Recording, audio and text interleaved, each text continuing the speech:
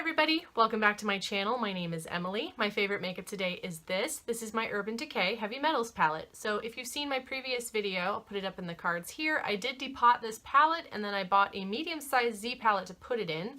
And I took the cardboard packaging that came around the box and I put the shades all in the back. And then when I open it up, they are also arranged in here as well. So I've also lined it with the name of the palette and I'm planning to get a mirror to stick here as well. Frankly, it makes it so much easier to use this. It takes up tons less space, and I haven't dropped it on the floor since then, so I'm very pleased. So today's video is about pink highlighters. So I just picked up this one. This is the Laura Geller Baked Gelato Swirl Illuminator in Diamond Dust. I did check this out over the holidays, but I hadn't picked it up because this was retailing for $26 for just this single highlighter. However, it did show up on Amazon for $19, so I decided to pick it up at that point because I was really impressed with it. I just thought that that price was a little steep for a single highlighter. You get 4.5 grams of product in here, so there is actually a lot, although this highlighter, the formula of this, it's a baked gelée. It's very stiff, so you have to use sort of like a firmer bristled brush to really get product out, but it really goes on very beautifully. So I wanted to put this highlighter on and actually try it out today, but then I realized I really wanted to compare it to all of my other pink highlighters, and I thought, hey, why don't I just do a video about that? So we're gonna go through my whole pink highlighter collection and see if there's any similarities. Hopefully not, although I don't plan on returning this. Even if I do find something very similar, it's still a very beautiful color and I would like to see how it compares. For me, that's fine. It's just more beautiful pink highlighters to use because I do enjoy the Laura Geller formula on her Baked Gelato Swirl Illuminators. I'm not as fond of the cream products from her, but I'm actually quite impressed with this. So first I'll just do a swatch up here. So this is the Laura Geller Diamond Dust Illuminator. It is a very shimmery pink. It doesn't precisely have glitter in it, but it's very metallic, it's very shiny, and you can really see this guy on my hand. I'm going to use my regular highlighting brush that, as long as I sort of dig in there, I do get a good amount of product.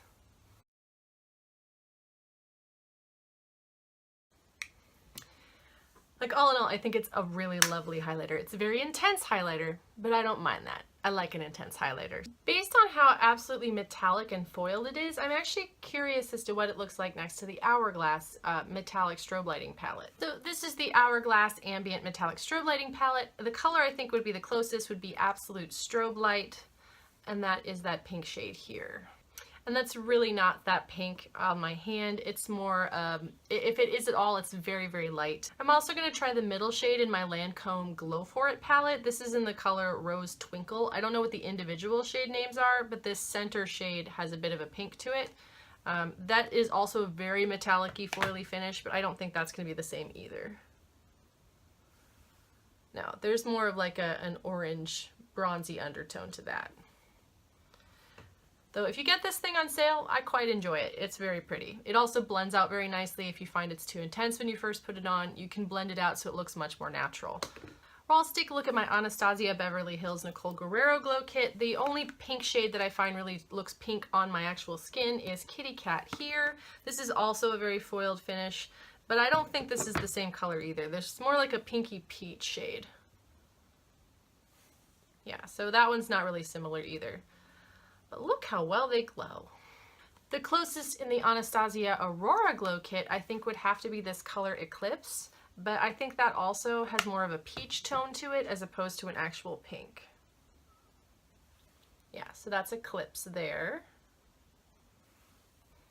And speaking of pink, I'm also going to get out my Anastasia Moonchild Glow Kit and try that against Pink Heart, which is down here. And that right there is the Moonchild Pink Heart. That one definitely has sort of a frosty pink to it. It's one of the more pink ones, like the actual pink ones on my hand so far, but it's really not the same as that top one either. And a similar shade to that would also be Pink Opal from the Kat Von D Alchemist palette. Pink Heart and Pink Opal are very similar on the skin. I prefer the formula of the Alchemist palette on my lips or on my eyes, but I do really enjoy the Moonchild on my cheeks. Another pink highlighter that's sort of lighter though, it does not have as much iridescence, is from the Huda Beauty Summer Highlighting Palette. This is the Summer Solstice Edition. If we look at this Copacabana shade, I actually wear this as a blush topper, so we'll go right here. This is Copacabana. So you can definitely see the pink in that. It's not nearly so blinding. Of all of these, I would say Copacabana has the deepest pink that is similar to the Laura Geller. However, it does not have nearly the illumination and it is not nearly as reflective, so they're not the same. I also have the Fenty Beauty Matchstick in Yacht Life. This is what I use for a blush. This is like a pink with a gold shift to it. So while it is quite lovely, it's not really the same thing either. So this is my Becca Après Ski Glow Face Palette. There is a beautiful shade Rose Quartz up here in the corner. I also do have a full size of Rose Quartz that I also picked up when it magically reappeared on the Sephora website. So I'm hoping that that's actually coming back and going to be more permanent. Rose Quartz has a beautiful shimmery iridescence to it. It's not nearly as metallic as some of these top shades, but it is a lovely pink. It's definitely a softer pink. It has there's more of a lilac undertone, I would say, to the Diamond Dust. And then in the Cover FX Perfect Highlighting Palette, I think the closest shade would be Blossom. Blossom's very similar also to Rose Quartz, so I don't think it's going to have quite that purpleness to it, but it is quite lovely. And this is Blossom. Blossom's more of a deeper pink. It's more similar to Copacabana. And then we're also going to look at the Kat Von D Metal Crush Extreme Highlighting Palette, and I think this one might be very similar actually. This is the shade Rose Shock, and there's Rose Shock. When I look down on it, Rose Shock definitely has more of a purple undertone to it than the Diamond Dust, so they're actually much more different than I expected them to be. We also have the L'Oreal Paris True Match Lumi Glow Nude Highlighter Palette. This is in Moon Kiss. We're going to take the shade Venus, which is the pink shade. This is a really lovely, like, purpley shift to it. I actually was really impressed with how this looked on my face. I'm going to swatch that underneath. So that's the shade Venus right there. Yeah, there's almost sort of like a blue shift to that pink. It's actually a really cool highlighter. It is a little powdery and it does not, you have to sort of build it up a little bit, but for a drugstore highlighter, I was really impressed with the shades in this palette. We're also going to take a look at the Milk Makeup. This is the Holographic Powder Quad. This quad's also called Spacious Jam. I don't know what the names of the individual shades are because I don't really tell you, but we'll take this top here. So it's a really neat color and it's very blinding, but it's not as pink on your skin as it appears like it's going to be in the palette. But it does, because it also sort of has like a gold shift to it somehow. It's a really interesting color, but it is certainly not a match to this Laura Geller. And we're actually going to take two out of the Anastasia Sugar Glow Kit. I'm going to swatch both Gumdrop and Starburst because on me they both read as pink highlights. That's Gumdrop right here. I don't use this kit enough. I really should. And then underneath that I'm going to put Starburst. And that's Starburst right here. Next, we're going to take the Wet n Wild Mega Glow Highlighting Palette, which just came out. I also bought this on Amazon. This is one of those things that never came to my store. I never found it. It's really difficult to get good Wet n Wild stuff anyway in my neighborhood for some reason. It's just not a brand that most of the drugstores have, or if they do, they have very little. So we're going to take this top shade, Sweet Peony, and that is Sweet Peony right there.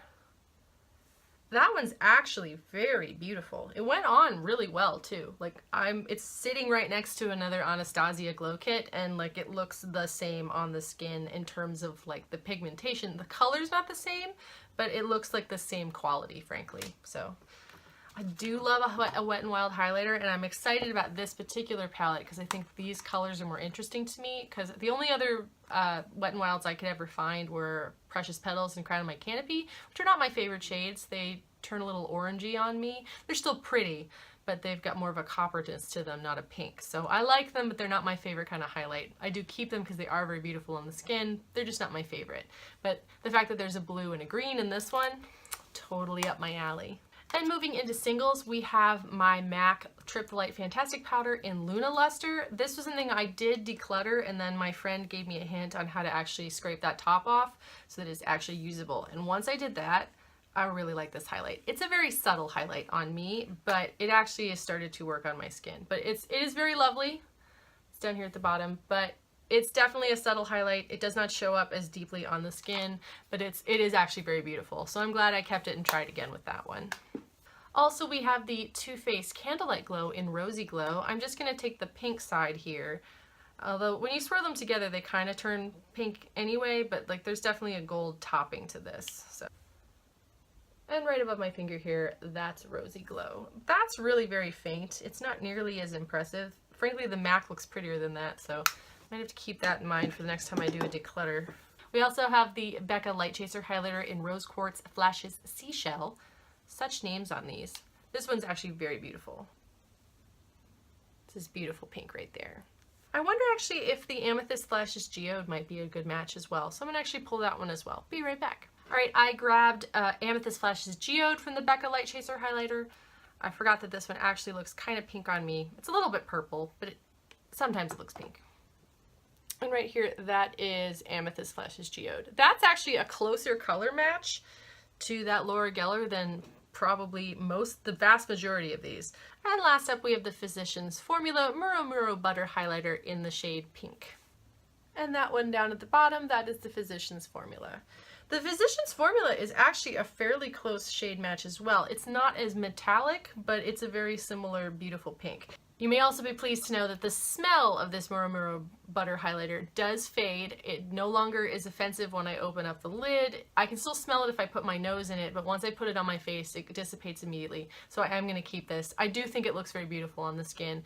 So I'm very glad that I finally was able to get over it, because this smells so strongly of like coconut sunscreen that it is annoying. And many people I'm sure love that smell. I'm not one of those. So I do really like this formula. It's a very squishy, weird, wet formula. I almost forgot, last but not least, we have my Cover FX Glitter Drops in the shade Aurora. And there's Aurora down at the bottom. It's absolutely beautiful. Aurora has more of a purple shift to it, I would say, than the Laura Geller, but it's sort of similar to the Kat Von D Metal Crush Extreme Highlighter, but they're not the same, but they're much more closer as a family. The Murumuru Butter Bronzer is also a similar color.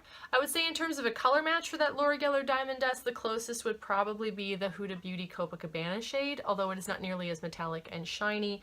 Anyway, so there's my full arm of pink highlighters. I feel good about my decision to purchase additional pink highlighters because they don't actually absolutely match anything on my arm. Could I get the same effect with other things? Absolutely. Are they going to look that different on my face?